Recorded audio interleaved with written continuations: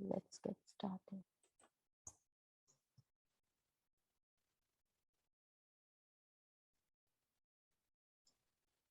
Hello everyone, welcome to the masterclass, to the Payoneer masterclass. Thank you for joining in. Who haven't seen the space, my name is Namita.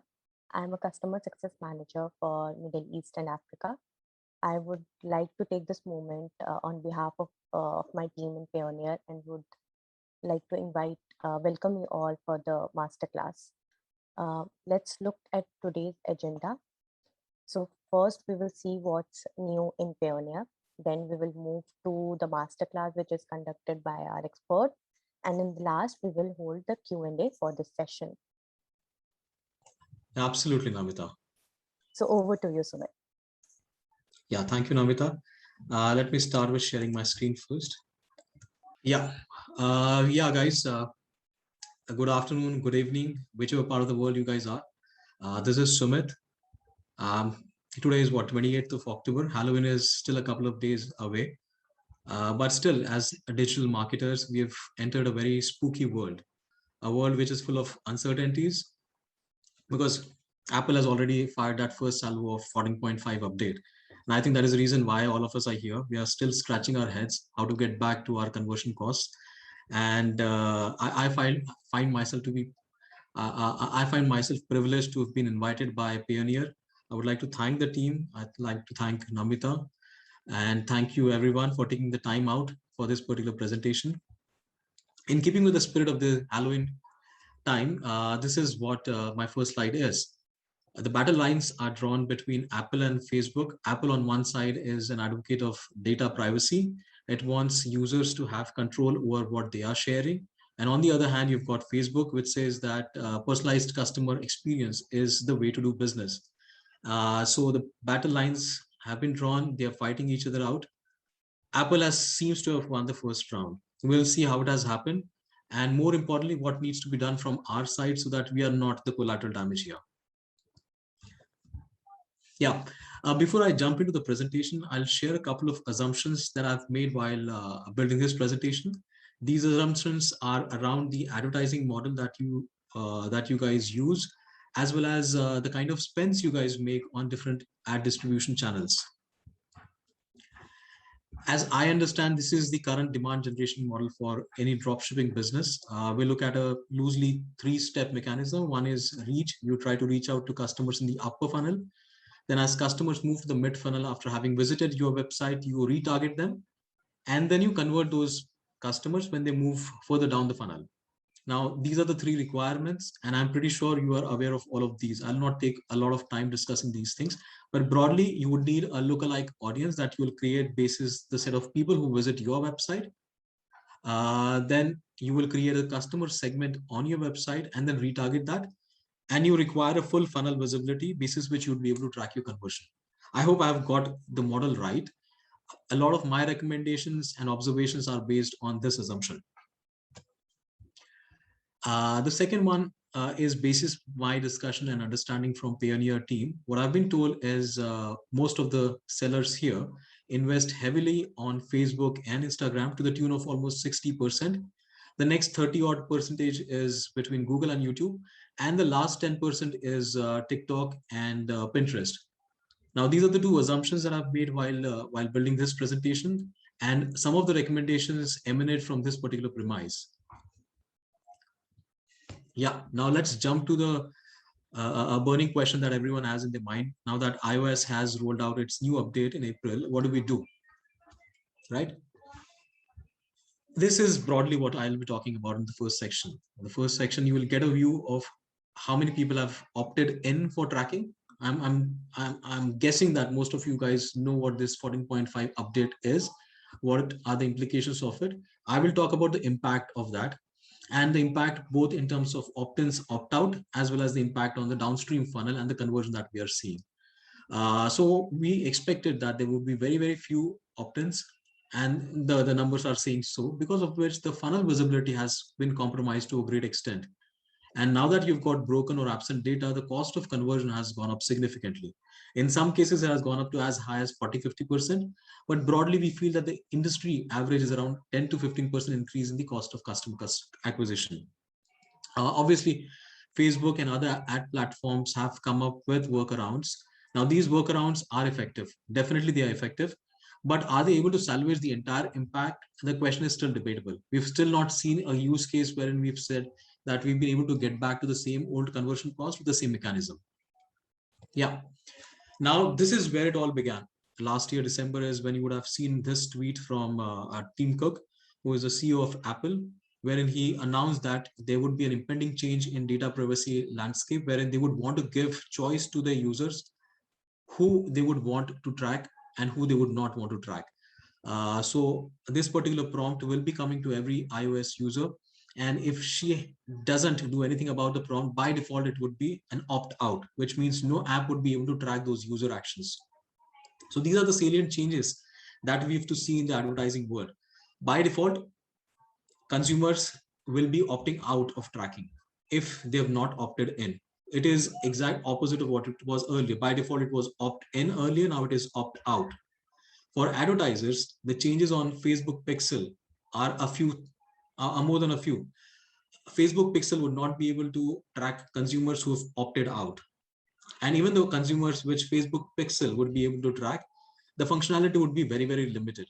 Now, these are the things, 3 or 4 things that I've called out here, which Facebook Pixel would be able to do or not. As advertisers, we have to configure maximum up to 8 events. Earlier, you would be able to configure infinite number of events. I'm pretty sure you'd not be doing that, but yes, 10 to 15 events was the norm for most of the dropshippers and businesses. Now that number has been curtailed to 8 events per website. If you have multiple pixels, all of those events will get added up at a website level, at a domain level. A maximum of 8 events can be configured. The other important part within this events is all of those events need to be prioritized. You need to say that this is my highest level priority event and this is my bottom level priority event. The reason why this is happening is because every customer interaction that is happening, if a customer has clicked your ad and comes to your website, the system is going to report exactly one event, not all of the 8 events that customer might be doing. So exactly one event is going to be reported back if the customer is taking that event. And hence prioritization is extremely key. Even the attribution window means that if a customer has clicked your ad on Facebook, comes to your website, and over a period of a few days purchases from you. Now, if the purchase happens within that particular window, that action is attributed back to the trigger, which is the ad. If that action happens now in 7 days, it will be counted as a conversion. If it goes beyond the 7 days, it will not be counted as a conversion. So these are a few changes that I'm pretty sure you guys would have been aware of. I thought I'll just breeze through them so that we have a common page understanding. Now, what has happened here is we know all of these changes happened starting April. We've got a basic understanding of how the conversion cost is moving.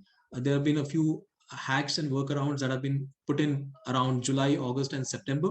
The adoption of that is still not so great. But what we have seen is impact on conversion cost that has gone up. The conversion costs which have moved to almost 15–20% on an average. Now they are kind of stabilizing at 10% increase versus the pre-app tracking transparency period. So I've tried to share with you the impact that the US market has seen because of the Apple 14.5 update. Now this is what we are seeing is the phone market within the US. It is majorly iOS, 55% iOS, 45% Android, which means that the iOS 14.5 update has impacted US market severely. Now, the data from various sources that we've got to know is that around 21% on the lower side to 40% on the higher side. This is the number of customers who have opted in for tracking. On the flip side, what it means is between 60% and 80% of iOS users have said that they do not want to be tracked, which means now Pixel, which had a universal visibility across iOS and Android, would no longer have visibility on these many customers, the 60 to 80% customers. What this has translated to is the overall data visibility has dropped from about 100% to about 57%, the worst case scenario, going up to 68% in the best case scenario. That's because the pie, a proportion of the pie is no longer visible. So in the worst case scenario, you can see that out of the 54% of iOS, only 11% of the users have opted in for tracking. In the best case scenario, it is 22%. So adding those two numbers, 1146 and 2246, you get the 57 and 68. While this is at a general industry and market level, there are certain categories which I understand belong to your verticals like home improvement and beauty, where iOS share anyways was upwards of 65-70%. Now these have been impacted even worse. So the data visibility, which at an industry level has dropped to about 55-70%, it drops to further about 45-50% in certain categories in your business. If that is the case, I'm pretty sure you would have felt the pinch. And I hope this particular context helps you understand why your conversion costs have gone up significantly. Broadly speaking, there are two reasons. One is the data is broken. You don't have full funnel visibility right now for the reasons that I shared earlier. And the second one is the attribution window has come down to 7 days. The attribution window does not impact your purchases. It just is a reporting mechanism. Earlier, you used to report all purchases that were happening within 28 days.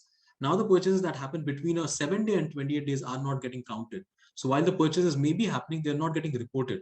And hence, artificially, your conversion cost seems to have gone up.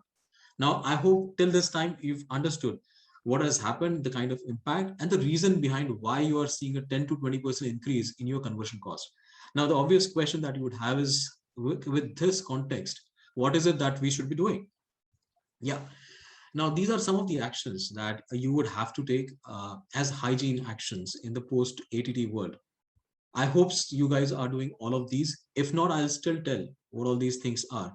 The first and foremost thing that Facebook or any other ad publisher is asking you to do is to verify that the domain or the website that you want to be tracked, you own that website. Domain verification is the first and foremost thing that you have to do. The second one is conversion API, and I'll talk a little bit in detail in the next slide on conversion API. You got to install a conversion API. Let me tell you that conversion API is not a replacement for Pixel. A lot of people think that now that I have got conversion API, do I need to continue with Pixel? The answer is you got to continue with both conversion API and Pixel. The third one is you need to install UTM code in your ad campaigns. The fourth one is event prioritization. As I said earlier, maximum of 8 events you're allowed to configure, and you need to provide a prioritization for each of these. Now, keep in mind, you got to prioritize it for yourself. You can't let Facebook prioritize for you. The most important event, as I understand, for any e-com company is purchase. So ensure that you prioritize purchase and give it the highest level priority. The next one could be initiate checkout. The one below that could be add to cart. So look at all the events that you would want to track, which are very, very crucial and critical for your business, and ensure all of them are tracked and prioritized. The next one is pretty important. Now when you have conversion API and Pixel, both of them installed on your website, both of them would be separately sending out signals to Facebook ad servers, which means that the Facebook ad signals would now get 2 signals for every action that happens on your website. And there is a risk of double counting. To ensure that you don't end up with double counting and more conversion events than actual events, you need to do a deduplication. Facebook Business Manager has a deduplication facility. I'm hoping that you've gone through it. If not, do reach out to me. And the last one is something that you need to start doing right now. Over a period of time, you would have built for yourself first-party data, which will help you future-proof yourself when a cookieless world comes in. This is what will help you. In the next few slides, I will detail out point number 1, which is conversion API, point number 2, which is UTM code, and point number 3, which is first-party data. Now, what is conversion API? Now, there is Facebook Pixel, which is a piece of code that is written in your website. It is nothing but a cookie. Cookie sits in a browser. Conversion API is an API which establishes communication between 2 servers. So you have your website server. API would establish communication between your website server and Facebook's ad server. That way, whatever signal it picks up on your website is transferred to Facebook ad server. Now, a conversion API does not rely on any cookies. It completely avoids browser routing. which Pixel has to do. Now, what it means is the moment you are no longer reliant on cookies, it means that you can also track users who have opted out. Users who have opted out of tracking, they can still be tracked now with Conversion API. Those users can no longer be tracked by Pixel, but Conversion API would be able to pick up every signal that you've configured from even customers who have opted out of tracking. Conversion API can track all the 8 events that Pixel tracks. Conversion API is a little bit more technical.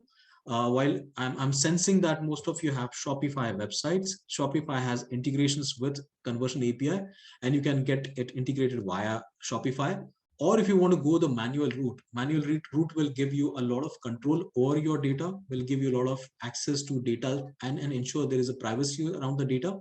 You can go the manual route, but it being technical, you would need a developer to help you with that. Now, one of the things that I've mentioned earlier was that Conversion API is not the replacement for Facebook Pixel. The reason for that is Conversion API has visibility only on the bottom funnel actions, which means whatever is happening on your website, only that visibility is there for Conversion API. Whereas a cookie or Pixel would have visibility for all the websites that, or for all the websites that your users would be visiting. So while a cookie would give you a horizontal visibility, which means across different websites that your visitors may be visiting, Conversion API would have visibility on only the actions that are taken on your website. The other thing is Conversion API cannot distinguish between different users till the user tells them who they are. By that I mean, unless a user gives you email ID or a mobile number, Conversion API would not be able to link this customer action to upper funnel, which is Facebook account. A cookie or Facebook Pixel would be able to tell that this action is attributable to a Facebook account. Conversion API cannot do that till the user gives out the signals like email or mobile number. So there are certain limitations with API. The span and scope is a bit different than what you have for Facebook Pixel, and hence it is not replacement. You have to use it in conjunction with Pixel. With API and Pixel, you are able to restore a part of your funnel visibility. The second one is UTM code. UTM code is a manual way of what you would see in Facebook Pixel or in erstwhile Facebook Pixel. UTM code you install in your ads. When a customer clicks your ads, a URL is sent. In that URL, the UTM code gets appended.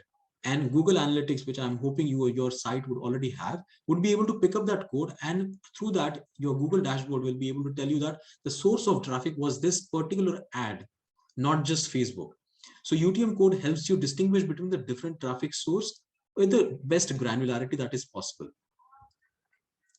And the last piece is, how do you future-proof yourself?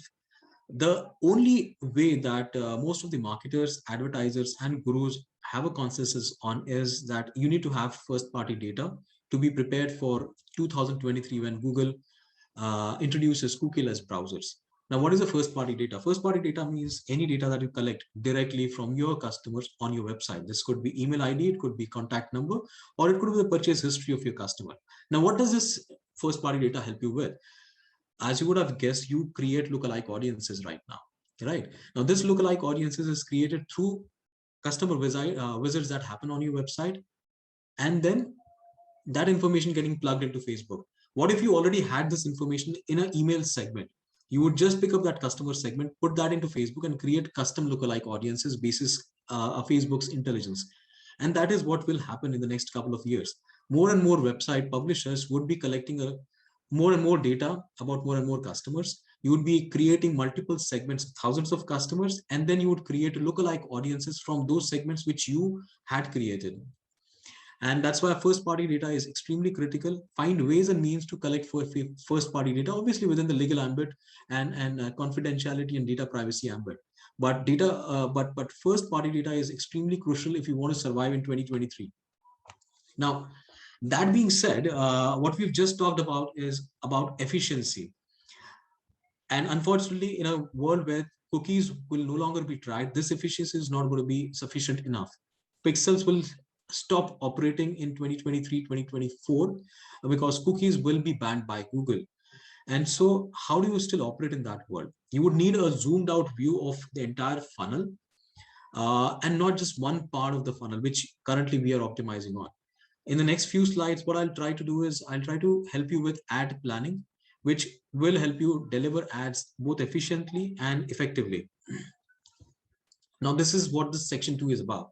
I'll try to give you a perspective of the US market and the customers there. What I'll tell you and what you'll sense through those slides is that the footprint is extremely wide. Obviously, Facebook is the most important player, but beyond Facebook, you would find a lot of other players which are really huge. TikTok being one, which I would advocate for. The other players like Pinterest and Snapchat, you already are on Pinterest, but you've got to use Pinterest more often. Same with Snapchat. Now, Pinterest and Snapchat are used for only select cases, which I'll discuss about. Then the next one is YouTube. I'll share some examples wherein a lot of traffic on relevant categories for you are getting driven by YouTube, and hence YouTube becomes a key player in your ad planning. And the last one I feel, which is currently under leveraged, is influencer marketing. A lot of small businesses, a lot of startups have not leveraged this. It comes at a cheaper rate. It's much more effective, yet it has not been utilized and explored by a lot of players. I will take you through all of those and try to make a case for some of these. We can discuss a bit more if you feel like discussing about it. Right now, I'll try to give you a peek into each of these. Now this is a snapshot of a response from a lot of US marketers. When asked a question, where do you invest on the different ad platforms? And with these Facebook, Insta, Twitter, YouTube, Pinterest, and Snapchat being the responses, they plotted what percentage of audience marketers said they would invest in Facebook, Insta, and so on and so forth. This data was culled out about 2.5-3 years ago, and it had projections for 2019 and 20. I'll take a look at the data in 2020. The red line that you see is of Facebook. Almost 90% of the people or marketers said that they invest in Facebook. It is just a yes/no question. Would you invest in Facebook? It did not ask how much you're going to invest. So Facebook led every other ad network on participation by advertisers. 90% of advertisers said they would invest in these media platforms. Whereas at the bottom, you can see Pinterest and Snapchat getting about 30-35% of marketers investing behind it. There's a huge difference between the participation on those platforms. The depth of participation is a different entity altogether. Facebook sees significantly higher investment than any other platform. So if you put these two together, which is the active participation of marketers and the depth of participation of those marketers, you would see that Facebook corners most of the ad spends. Now, the reasons that marketers had quoted why they choose Facebook is, and that was 2018, was Facebook provides them right scale, that Facebook has the right demographics, the right kind of customers, and the Facebook ad tools, again, this is 2018, are much more amenable for their use. It was very convenient and very flexible in terms of ad tool usage. Now, that was a scenario in 2018, but the thing here is, if you look at data, and this is the April data, you would see this is what the user base in Facebook social media universe. Facebook in April 2021 had about 180 million customers who use their network. The rest of the four, and I would want to focus on the top five. Then the fifth one is TikTok, which had about 80 million users on the platform. 80 million is a significantly big number. So if you look at the number 2, 3, 4, and 5, they are close to 100 million customers. And this is April data. As of September 2021, TikTok had crossed 100 million number. Snapchat was close to it. Pinterest had crossed that. So we have all 100 million plus user bases. So no longer we can say that TikTok is small. In terms of engagement, which is in terms of how much time users spend on those social networks, TikTok leads versus Facebook. On an average, a user on TikTok spends about 37 minutes as compared to Facebook, which is 33 minutes.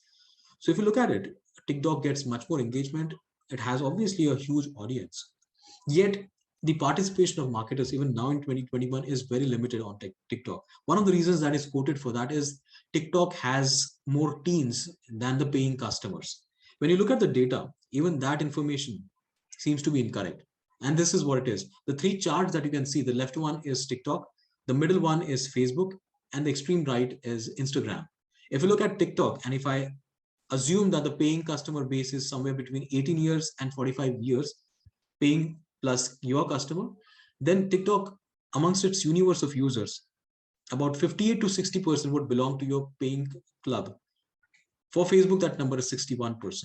So the numbers do not significantly vary between TikTok and Facebook. Obviously, Instagram has much wider base. 75% of Instagram base would fall within your targetable base, which is 18 to 45. Now, 60%, I believe, is a very strong number. Whichever math you look at, total base, demographics, paying user cut on that, as well as engagement, TikTok makes a very strong case. If you feel beauty category is the one that you would want to experiment with, beauty category being very female dominant, TikTok has about 60% of females in amongst its users. So I see a 5% spend on TikTok to be under leveraging the potential of the platform. Now let's move to the other two platforms which seem to be ignored in most of the marketers' advertising plans. Now Pinterest, one of the interesting data around Pinterest is a lot of customers use Pinterest to discover about new products, what's happening around in the world. A lot of other platforms have a different intent. People go to Facebook to network. People go to Instagram to look at different visual imageries. People go to Pinterest to find out the new trends, product discovery. And just look at the point, 47% of Pinterest users say they go to Pinterest to find or shop for products. That number is 15% for Facebook, 11% for Instagram. So the customer, if you are a marketer who is spotting new trends and introducing new products in the US market, the kind of customer is there in Pinterest. They are looking for new trends, they are looking for new products, and you would be able to introduce your products there on Pinterest and might be able to find the right customer there, if that is the kind of category you belong to. The other one is Snapchat. I don't see there is a very compelling argument to use Snapchat in your media plan.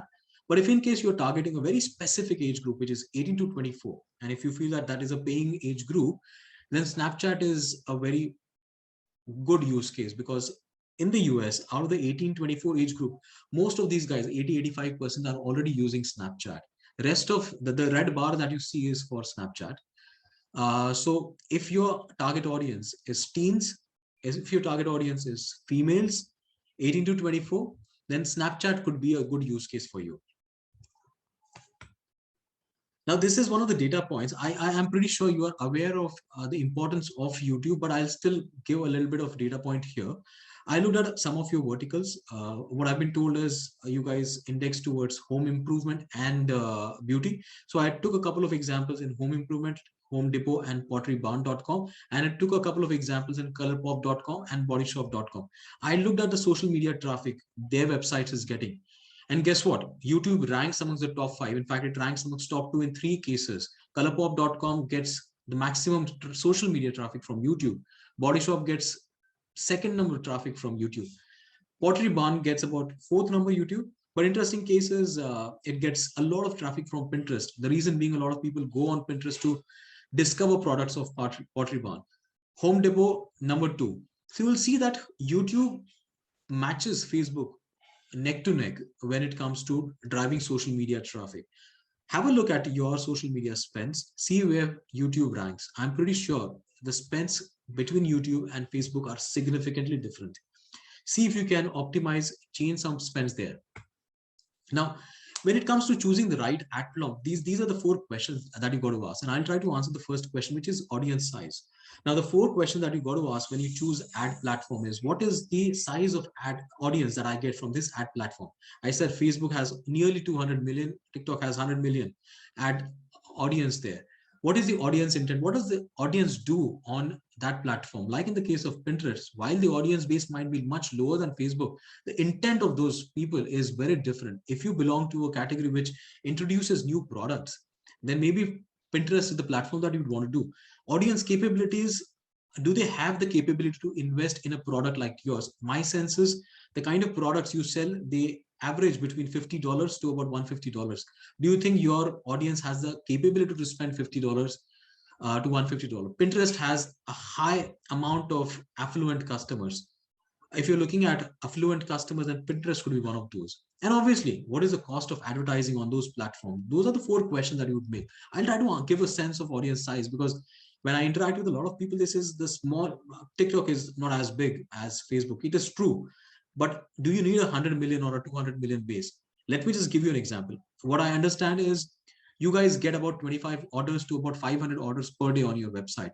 If I just extrapolate in terms of how many audiences you need or traffic you need on a daily basis, you would need between 1,000 and 10,000 target clicks or traffic coming to their website. That translates to less than 1% at a 3-month level. That of the 100 million base, you would require about 300,000 or 400,000 customers visiting your website, which is less than 1% of the overall TikTok base. If your requirement is less than 1% of TikTok base or Pinterest base or Snapchat base, then audience size is no longer a criteria to disregard TikTok or Snapchat or Pinterest. So just look at intent, capability, and cost of advertising when you are choosing your ad platforms. Now, what I would suggest is, this is how I started off with. This is the kind of ad spends you are making right now. My suggestion is increase the spends on TikTok, reduce the spends on FB network. Within the FB Insta pie, try to see if you can increase Instagram spends, creating a balance to see what is right cost of conversion. Same with Google and YouTube. Try to increase the share of YouTube within your Google spends. And this is what I would suggest is a relook in terms of the ad cost. The pie, the 60% pie, which is currently within Facebook Insta, if it can be made 45%. Increase TikTok to about 15% from 5%. Introduce Snapchat in a very select use case if it is a relevant market for you. So that's how I would suggest you relook at your ad spends. Give other platforms also a chance, and you would be able to see a lot of conversion efficiencies coming in. Just to give you a sense, conversion cost on TikTok are about 20 to 35% lower than conversion cost on Facebook. So it makes a business case also to increase spends on TikTok. Now, the other piece that I mentioned is influencer marketing. Now, influencer marketing, you would know what it is, but let me still kind of give you a sense of what it is. There are a lot of mini celebrities on all of those social media. They have got their own fan followers. The fan base could be as small as 5,000 customers to as high as 1 million, 2 million customers. The influencers who have a few million fan followers would be actual celebrities. Now, what the model of influencer marketing is that you pay influencers to introduce your product to their respective customer base. Now, what happens is when an influencer introduces your product, there is a certain credibility transfer that happens to your brand. You get better ROI, you get high intent customers who are likely to convert. And that's where influencer marketing is one of the potential routes for you to circumvent the overall Facebook impact. Now, I was just looking at some of the numbers, the cost across 3 different platforms of investing in influencer marketing. There are 5 different kinds of influencers, from the smaller sized influencers, which is their base of about 1,000 to 10,000 followers, to mega sized influencers. The costs vary. And even here, you would see that TikTok is much cheaper. Significantly cheaper is what I would say. If you translate some of this into CPM, you would see that the CPM efficiencies are much better. The CTRs and cost of conversion would be even significantly better because the audiences are much more engaged. But if you just translate these numbers for TikTok into CPMs, you would find that those CPMs are much lower. I'm sensing that your CPM would be somewhere between a $5 to about $25. If that is the case, look at TikTok. TikToks would be significantly lower. So have a look at influencer marketing. Introduce in tiny bits. Maybe start off with a few nano influencers, which are in the 1 to 10,000 follower base, but have a few influencers. Don't go with just one. Have 4 or 5 influencers to start off with. The investments is hardly anything. You'll be spending less than $500 if you're looking at nano influencer and taking 5-10 of those. Invest behind these. Find out what is the right mix for it. Yeah.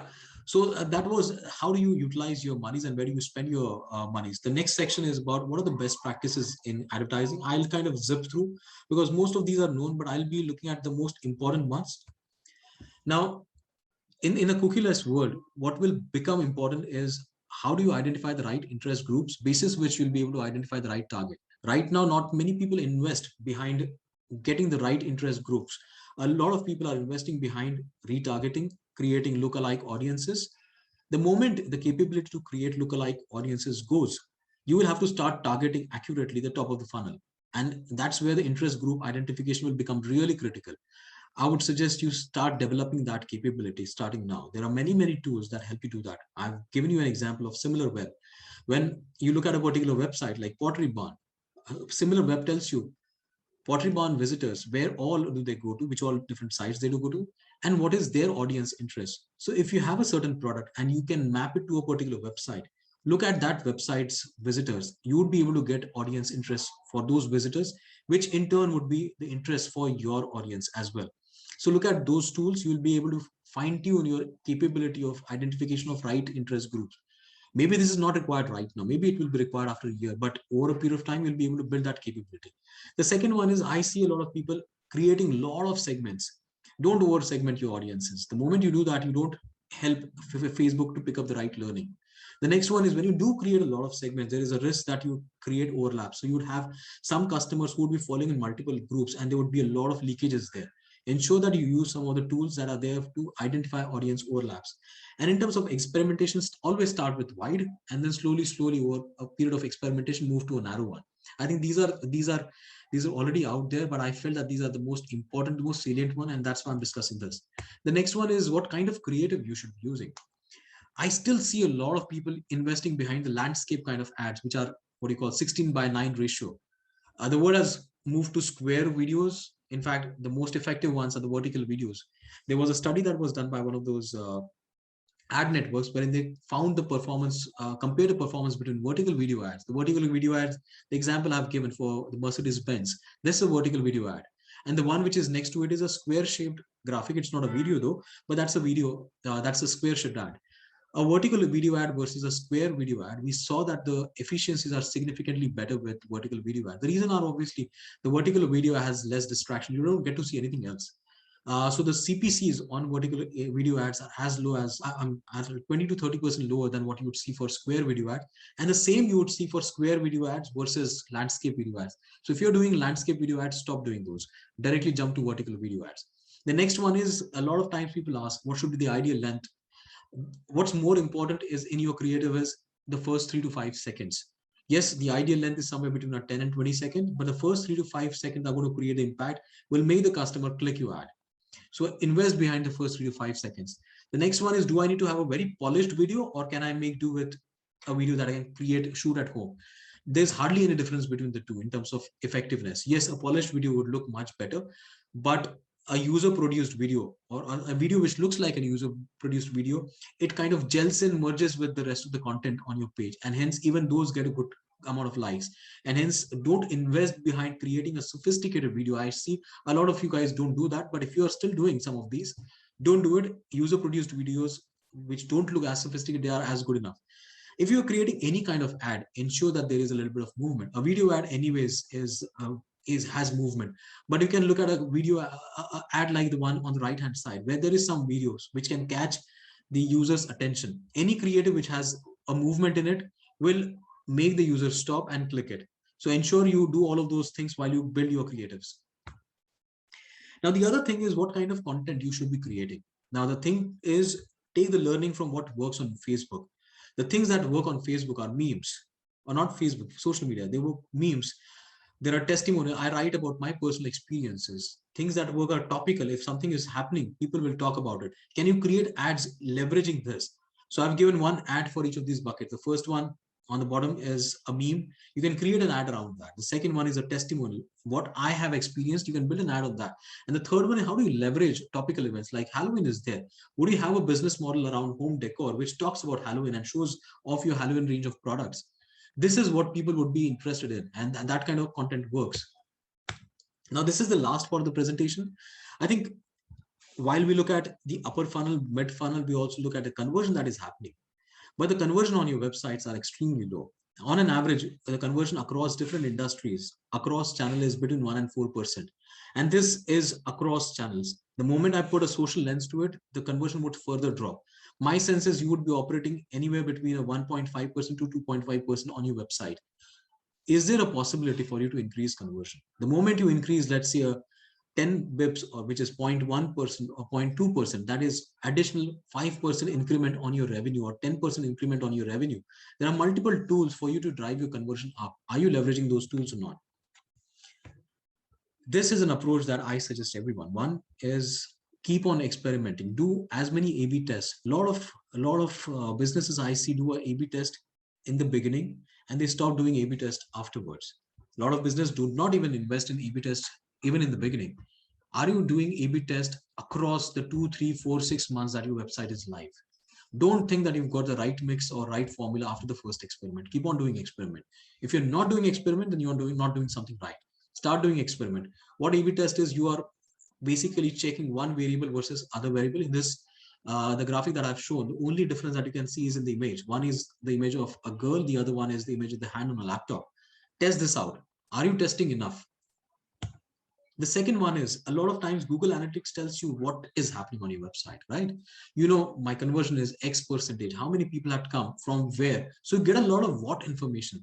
But do you know what do customers do when they come to your website? Do you know how do they move from left to right, from top to bottom? Which page do they click?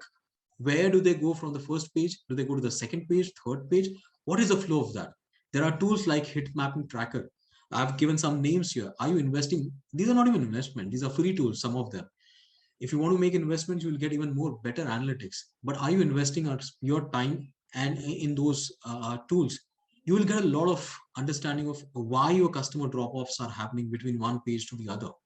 And if you're able to increase your conversion basis this, it will unlock a lot of incremental revenue for you. These are some of the proven conversion drivers which I see some of the dropshipping websites using and some of them not using. The first and foremost, and these are the ones that we at Amazon used to use, and we were stickler for them. Are you communicating a delivery promise? Any purchase or any product that is being surfaced to customer, if it is not accompanied with a delivery promise, it will lead to a poorer conversion. I'll give you an example. This is a very topical kind of a store. I'd gone to this store today, 28th, and 3 days away is Halloween. This website is trying to sell a Halloween product. Don't you think a customer would want to know if this product could be shipped before 31st to them or not? Across the journey, I could not see a delivery time. Now, it is okay if you can say that I can deliver to you in 2 days, 10 days, 15 days, but have that. The ideal one, have a specific date. If you can say that I'm going to deliver it by 10th of November, it is better than saying I'm going to deliver it in 2 times. That is something you should try to do. Definitely in terms of topical store, there are many, you guys will be preparing for the holiday season now. You've got Thanksgiving coming up in November. If you are going to deliver in the next 4 weeks, do call it out that I'm going to deliver before Thanksgiving by 24th, 23rd, I'm going to deliver. If it is Christmas, are you going to deliver before 25th? Communicate that to the customer right up front. If you're not going to do that, you might see customers going through the checkout process only to realize later and then dropping off. The other one, which I've seen in some of those drop shipping stores, is are you leveraging your reviews and ratings? Reviews and ratings give confidence to people and drives conversion. It is okay and it is a good thing if you get negative reviews. Negative reviews signal to the customers that yes, all the reviews here are probably genuine. If you don't have even one negative review, it raises suspicions of people, and hence negative reviews should not be looked at through a bad light. It helps you. Photos of users using your product is important. So if you are able to get that, it will help you conversion. Ensure you are doing those 2 things across your website wherever it is possible. This is the last one. While you might do a lot of stuff to drive up your conversion, there are still chances that customers might want to leave your site. What do? Are you doing this exit pop-ups? If you're not, when a customer is trying to press the back button, a pop-up should come up.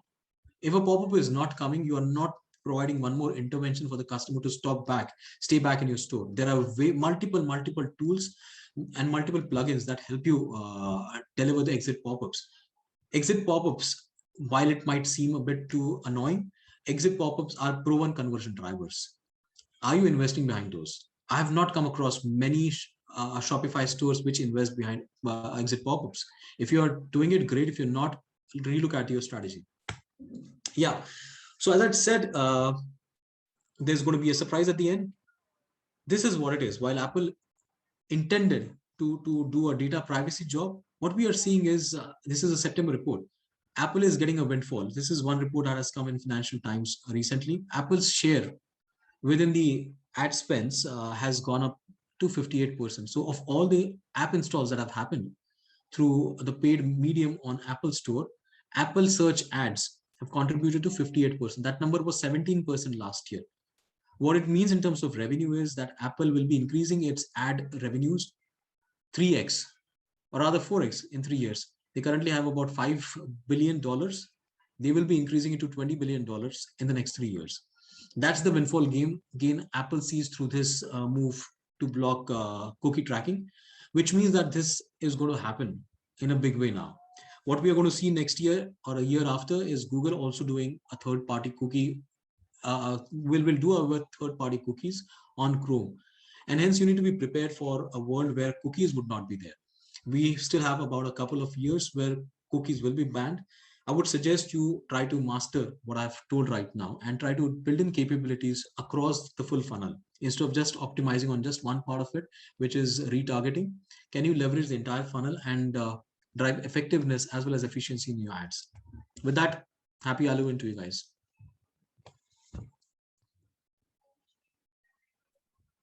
That's. Thank you, Sumit. I learned a lot of things, and that was very interesting to see. Also, one more thing that I will want to point out, that you can use our digital purchasing cards, like Sumit pointed out, that you should diversify, uh, not just sticking to your Facebook and your Instagram. You can differentiate, and you should diversify to Pinterest.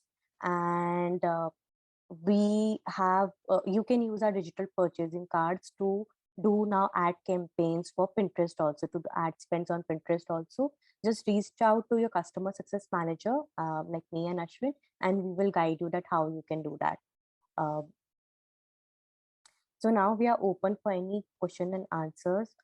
So go away, guys. uh, Sumit is here. If you have any doubts, please ask your questions here.